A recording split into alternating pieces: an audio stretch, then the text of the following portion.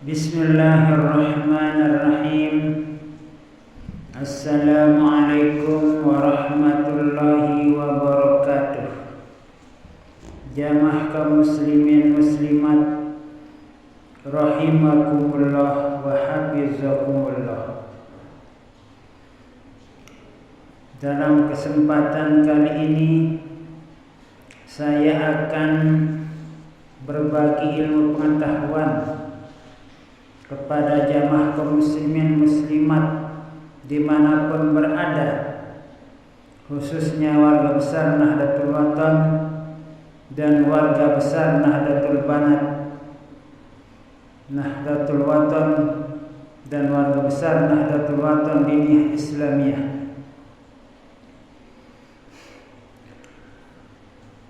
Pada sekitar akhir tahun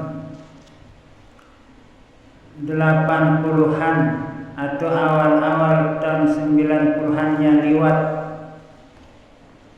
saya diceritakan oleh seorang pensiunan pegawai Departemen Agama Lombok Timur.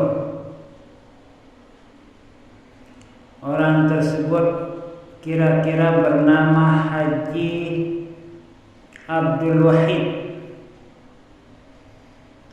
Pengalamannya yang mengamalkan hizib Nahdlatul Wathon ini.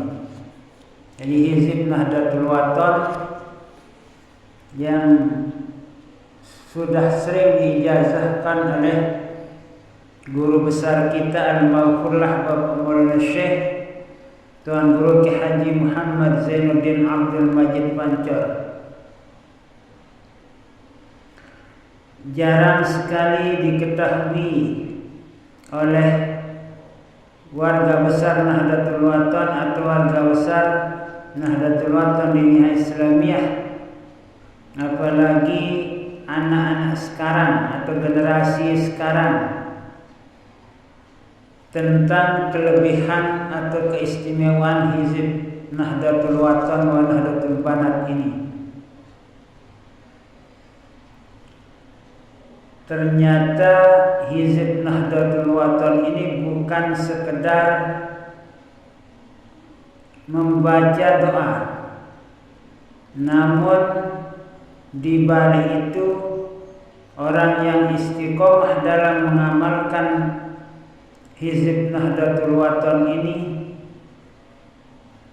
insyaallah akan diberikan oleh Allah Subhanahu wa taala keistimewaan yang tidak pernah dipikirkan, tidak pernah diperkirakan, namun diamalkan dengan secara yakin, ikhlas dan istiqomah. Menurut pengalaman almarhum Haji Abdul Wahid, setelah kami memperhatikan beliau itu setiap selesai sholat maghrib, menurut penjelasan beliau, setelah selesai sholat maghrib beliau itu mengamalkan hizib Nahdlatul Wathon dan hizib Nahdlatul Banat. Namun yang diamalkan oleh almarhum Haji Abdul Wahid itu bukan keseluruhan dari isi hizib Nahdlatul Wathon wa Nahdlatul Banat ini. Yang diamalkan oleh beliau itu adalah ikhtisar hizib Nahdlatul Wathon. Jadi di sana ada ikhtisar hizib Nahdlatul Wathon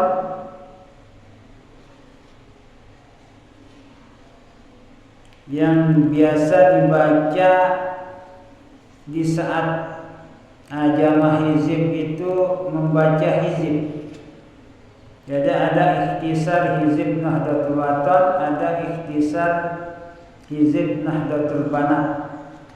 Namun yang diamalkan oleh almarhum Haji Abdul Wahid itu adalah Ihtisar Hizib Nahdlatul Wathon.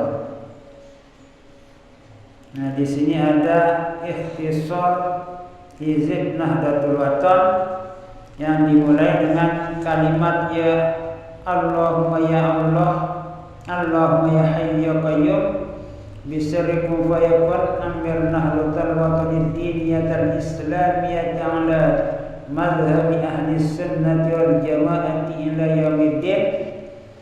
Nah, sampai di sini Subhana rabbika rabbil izzati amma yasifun wa salamun alal mursalin walhamdulillahi rabbil alamin. Itu Ihtisar Hizib Nahdlatul Wathon.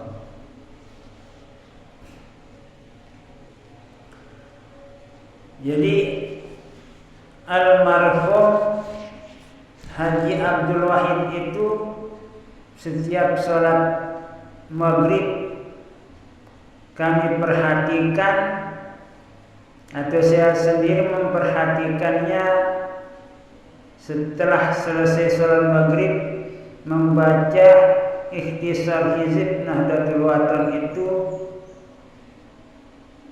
di setiap selesai sholat maghrib pada sebuah masjid di Nusa Tenggara Barat ini.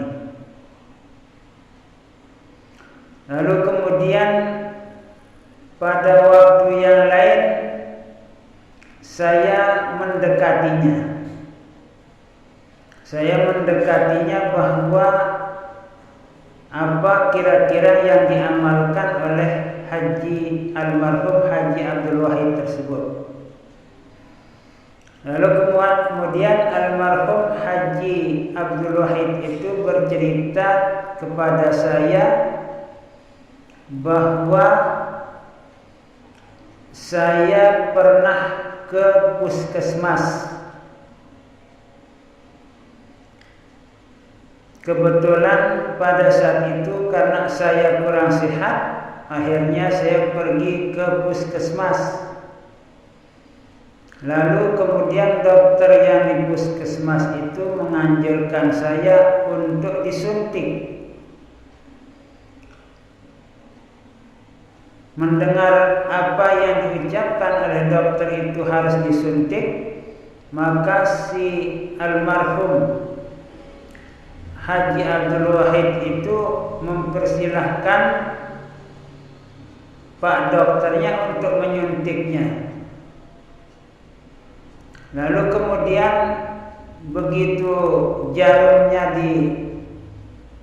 didekatkan kepada kulit almarhum Haji Abdul Wahid itu untuk ditusuk pada kulit almarhum Haji Abdul Wahid itu, jarum itu tidak bisa masuk. Diulang-ulang berkali-kali oleh si dokter, namun ternyata jarum itu tidak bisa masuk ke dalam tubuh almarhum Haji Abdul Wahid tersebut.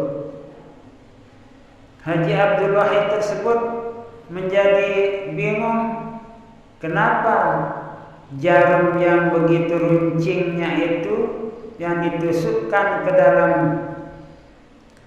salah satu anggota tubuhnya itu tidak bisa menembus kulitnya itu. Kira-kira apa yang menyebabkan hal yang demikian itu? Lalu dokter tersebut menyarankan agar melepas apa yang dibawa oleh almarhum Haji Abdul Wahid. Ternyata almarhum Haji Abdul Wahid itu teringat bahwa di dalam kantong bajunya itu terdapat Hizib Nahdlatul Wathon dan Hizib Nahdlatul Banat ini. Kemudian setelah dilepas hizib tersebut dan diizinkan Pak dokter itu untuk menyuntik anggota badannya oleh si almarhum Haji Abdul Wahid itu, maka jarum itu bisa menembus kulit almarhum Haji Abdul Wahid karena ingin supaya segera sembuh dari penyakitnya itu.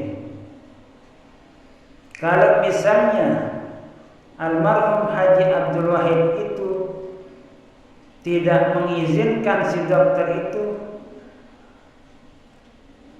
kemungkinan tubuhnya itu tidak akan bisa tembus oleh jarum tersebut. Nah, itulah sebabnya dokter tersebut meminta izin kepada almarhum Haji Abdul Wahid untuk menyuntiknya. Dan di saat itulah Haji Abdul Wahid itu mengetahui khasiat dari mengamalkan ikhtisar Hizib Nahdlatul Wathon itu dengan secara istiqomah setelah selesai sholat maghrib. Nah, ini adalah merupakan ilmu yang sangat berharga bagi kita, khususnya warga besar Nahdlatul Wathon dan warga besar Nahdlatul Wathon Diniyah Islamiyah dimanapun berada, dan jamaah kaum muslimin muslimat yang ingin mengamalkan Hizib Nahdlatul Wathon ini, silahkan cari di toko hikmah atau misalnya di Musola Al-Amrar Pancor. Itu biasanya disiapkan di sana Hizib Nahdlatul Wathon dan Hizib Nahdlatul Banat. Jadi di sana tetap insyaallah disiapkan di Musola Al-Amrar Hizib Nahdlatul Wathon dan Hizib Nahdlatul Banat yang asli sesuai dengan cetakan-cetakan atau susunan hizib di saat hayatnya Al-Maqfurlah Bapak Maulana Syekh Tuan Guru Ki Haji Muhammad Zainuddin Abdul Majid Pancor. Jadi karena hizib itu, setelah saya melihat beberapa hizib, ada hizib model terbaru juga sekarang, berbeda dengan hizib pada masa hayat Al-Maqfurlah Bapak Maulana Syekh. Namun amalkanlah hizib yang sesuai dengan susunan yang di masa hayat Al-Maqfurlah Bapak Maulana Syekh. Jadi carilah di Musola Al-Amrar atau di toko hikmah, insyaallah ada di sana. Karena hizib itu dulu sering diijazahkan oleh Al-Maqfurlah Bapak Maulana Syekh kepada para jamaah tanpa persyaratan atau tanpa sumpah dan baiat, kalau di saat mengijazahkan hizib Nahdlatul Wathon dan Nahdlatul Banat ini. Jadi insyaallah nanti akan saya berbagi ilmu atau informasikan juga tentang ilmu-ilmu yang lain atau khasiat-khasiat yang terkandung dalam Hizib Nahdlatul Wathon dan Hizib Nahdlatul Banat ini. Semoga apa yang menjadi ilmu yang kita terima pada kesempatan kali ini bisa kita yakini dengan seyakin-yakinnya, dengan seikhlas-ikhlasnya, dan kita amalkan dengan seistiqomah-istiqomahnya.